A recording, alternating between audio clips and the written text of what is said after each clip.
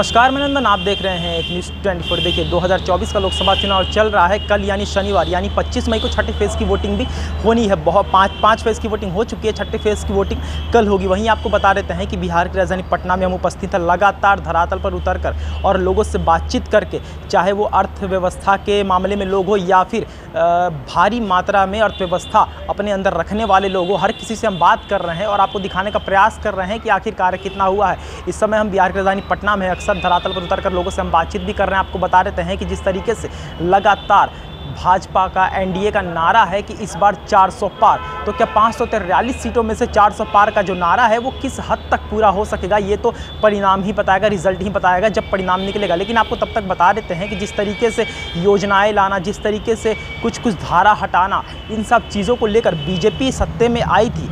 Normally अगर BJP से पूछा जाता है कि आपने अपने कितने काम किए हैं, तो बीजेपी का स्पष्ट आंसर रहता है कि 2014 से पहले हमने जो वादे किए थे, वो जो मुद्दे लेकर हम सत्ते में आए थे, वो सारे मुद्दे हम पूरे कर चुके हैं। जिनमें से आप देखिए 3 तलाक हटाने को लेकर हम आए थे, 370 हटाने को लेकर हम आए थे, राम मंदिर बनवाने को लेकर हम आए थे, नमामि गंगे को लेकर आए थे, हर घर नल को लेकर आए थे। और ये सारे मुद्दे जो थे, इसके बावजूद भी कुछ मुद्दे थे, हमने सारे मुद्दे पूरे किए।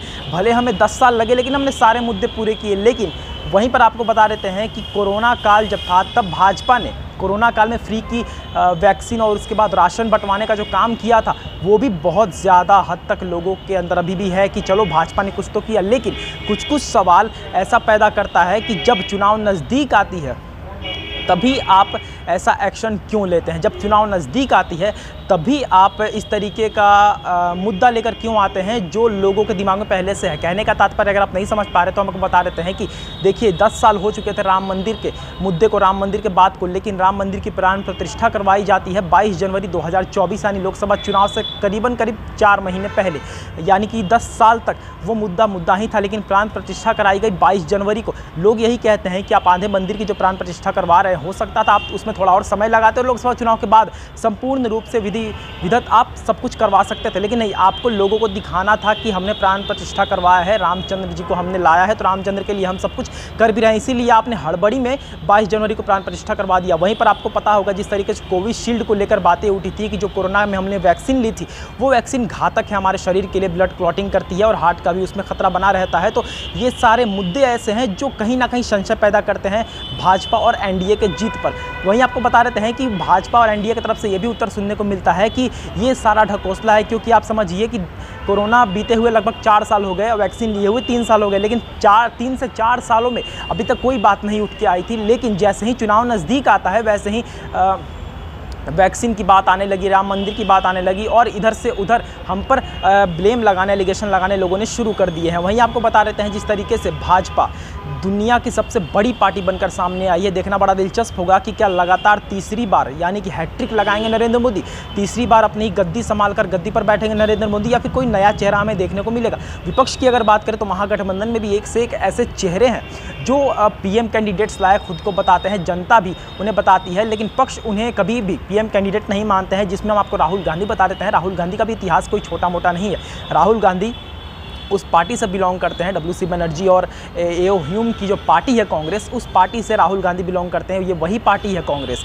जिसने हमारे देश को प्रथम प्रधानमंत्री दिया, जिसने हमारे देश को प्रथम महिला प्रधानमंत्री दिया, जिसने हमारे देश को सबसे युवा प्रधानमंत्री दिया। ये कांग्रेस जो इतिहास रचते चाहे वो पॉजिटिव वे में बात हो, अगर हम बात करें पॉजिटिव वे में, तो इसी कांग्रेस ने प्रथम प्रधानमंत्री, प्रथम महिला प्रधानमंत्री और प्रथम युवा प्रधानमंत्री दिया। उसके बाद ही हम समझ सकते हैं ये सारे पॉजिटिव चीज़ें। राम मंदिर को लेकर जो आज मुद्दा उठते रहते हैं, वही राम मंदिर का ताला भी कांग्रेस ने ही तोड़वाया था, कांग्रेस ने ही खुलवाया था। तो कुछ इतिहास इनके नाम है, कुछ निगेटिव इतिहास भी इनके नाम है, जैसे राम भक्तों पर गोलियां चलाना, कार सेवकों पर गोलियां चलवाना और साथ में एक ही पक्ष में काम करना यानी कि मुस्लिम पक्ष में। तो कुछ ऐसे लॉज भी इनके नाम है जो सिर्फ मुसलमानों के लिए कांग्रेस ने अपने समय में किए थे। जैसा आप जानते हैं कि एंटी कम्युनल वायलेंस बिल की बात हो, सेकेंड रेट सिटीजन हिंदुओं को बनाने की बात हो, अल्पसंख्यक मंत्रालय की बात हो, अल्पसंख्यक विश्वविद्यालय की बात हो, और बहुत सारी ऐसी आर्टिकल 370 भी उसमें आता है। बहुत सारी ऐसी चीज़ें हैं जिसको लेकर भी कांग्रेस पर सवाल उठते रहते हैं। सवाल तो भाजपा कांग्रेस पर उठते रहते हैं।